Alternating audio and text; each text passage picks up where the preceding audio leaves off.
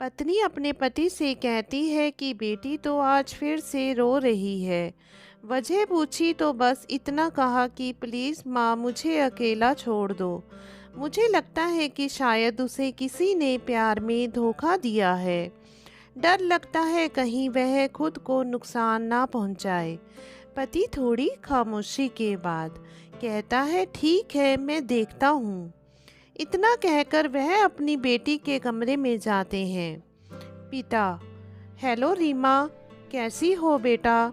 बेटी: प्लीज़ पापा मुझे कुछ दिनों के लिए अकेला छोड़ दीजिए। पिता: ठीक है बेटा, मगर एक शर्त है। बेटी: बोलिए। पिता: बस तुम्हें एक बकवास कहानी सुनाना चाहता हूँ। तुम सुन लो फिर हम तुम्हें डिस्टर्ब नहीं करेंगे, ओके? बेटी: ठीक है सुनाइए। तो पिता सुनाता है।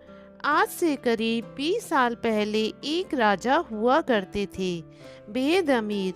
उनके दो बेटे थे। बड़ा बेटा बेहद आज्ञाकारी और ईमानदार था। उस राजा को अपने बड़े बेटे पर बहुत नाज था। उसकी शादी एक खूबसूरत लड़की से कर दी गई। फिर वह खूबसूरत लड़की राजा की बड़ी बहू गर्भवती हुई। घर में खुशियां ही खुशियां छा गई, मगर राजा की जिद थी कि बेटा ही हो। फिर राजा ने अपने बहू के गर्भ का चेकअप करवाया तो पता चला कि गर्भ में तो लड़की है। राजा ने बेटे को हुक्म दिया कि लड़की को गिरा दिया जाए। आखिर बड़ा बेटा आज्ञाकारी था, ना तो करेगा नहीं। मगर पता नहीं उस पागल बेवकूफ़ को क्या सूझा कि 2 दिन बाद अपना राजपाट, धन दौलत, शानो शौकत सब कुछ छोड़ के अपनी गर्भवती पत्नी को लेकर महल से गायब हो गया। सच कहूँ तो वह बड़ा बेवकूफ़ और पागल था। लोग बेटियों को बोझ समझकर गर्भ में नष्ट कर देते हैं, और वह एक बेवकूफ़ पागल एक बेटी के तमाम सुख सुविधाओं को ठोकर मार दिया। वह बाप की बात मानता तो आज उसकी जगह वह राजा होता। ना जाने वह बेवकूफ़ बेटी के लिए बाप ना जाने किस हालत में होगा। तभी रीमा की माँ वहाँ पर आकर कहती है कि वह बेवकूफ़ बेटी के लिए पागल शख्स और कोई नहीं, ये ही तेरे पिताजी हैं जो तुझे अपनी सच्ची कहानी सुना रहे हैं। तू कहती थी ना कि मम्मी नाना नानी को तो मैंने देख लिया, काश पापा अनाथ ना होते तो दादा दादी का चेहरा भी देख लेती। तेरे पापा अनाथ नहीं हैं। तू बड़ी होकर जिद ना करे दादा दादी से मिलने के लिए, इसलिए तुझसे सच छुपाया गया। फिर तेरे पापा ने तेरे पैदा होने के बाद एक कसम भी ली थी कि तेरे अलावा दूसरी संतान फिर कभी नहीं करेंगे। अखबार में इश्तिहार देकर तेरे दादा दादी ने बेटी को लेकर ही वापस आने को कहा। मैंने भी जोर दिया वापस आने को, मगर तुझे गोदी में उठाकर तेरे पापा ने बस इतना ही कहा, जिस घर में मेरी प्रिंसेस की हत्या का फरमान निकाला गया हो, वहाँ पर एक राजा कैसे सांसें ले सकता है। अब नज़ारा अलग था।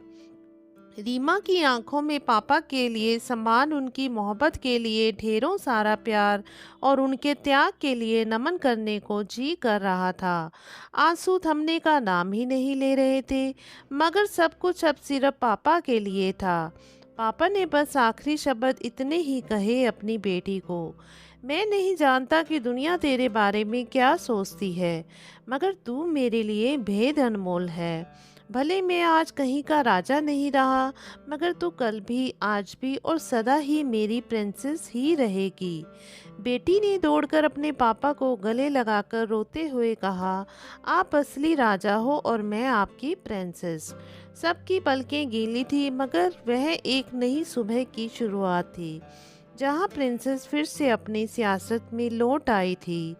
जैसे जैसे बच्चे बड़े होते हैं, आपको उनमें एक अलग ही व्यक्तित्व दिखाई देगा, क्योंकि बच्चे हर दिन नई आदतों को विकसित करने की प्रवृत्ति रखते हैं।